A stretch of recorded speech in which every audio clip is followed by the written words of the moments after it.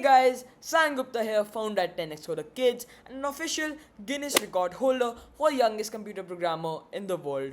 And today, you are going to be learning about the variable misconception. So we are going to be learning the behavior of variables, what we thought they used to do, and what they actually do. So when we are creating a variable, so over here I have this C++ example. So we are creating a variable I, integer type, right, and we are setting its value to be 0. So what we thought till now, what it is doing in the background is that it is creating a memory location, right? So somewhere in the memory location it's saving the value 0, right? So it's taking up some memory for 0, right, and then I is an identifier for that memory location. So basically I is pointing to that memory location, so it's basically a name for that memory location. This is what we thought, that 0 is saved in some memory location and I is just a name for that memory location. But that does not happen with variables. What actually happens is that 0 is saved in some memory location, right?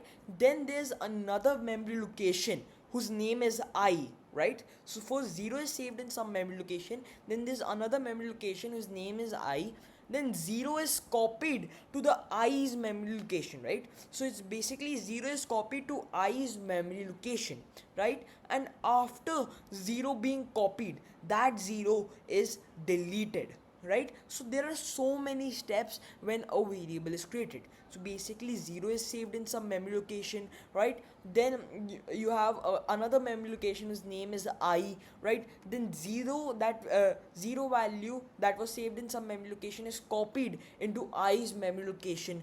Then that 0 is being deleted to clear up extra memory, extra consumption of memory, right? So you're doing extra consumption of memory. That extra memory that is not required to be consumed is basically cleared up by removing 0, right, from the memory location, right? So there are so many steps when creating one single variable. And what we thought was happening, it was just saving 0 in some memory location and I is the name for that memory location. That's what we thought, but what is happening is completely different.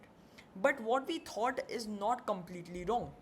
Here, this is called an R value reference, where you give double and then your variable name, or you can say your reference name, right? So this is your R value reference. So basically it's like L value references. So basically it's like normal references, but normal references point to some other variable, right?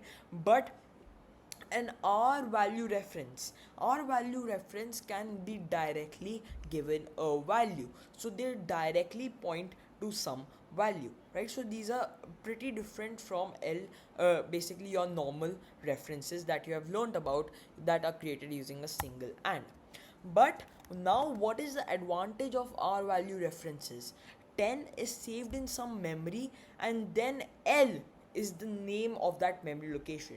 So the behavior that we thought was happening with normal variables, that was wrong. This behavior happens with R value references in C++. To know more about R value references, I'm going to create a full video on that, so stay tuned. So I hope you understood the difference between normal variables and R value references, and how normal variables are basically created in the background, and how R value references are created in the background, right? So thank you guys, I hope you liked the video and I hope your concepts were cleared, and I'll see you in the next one.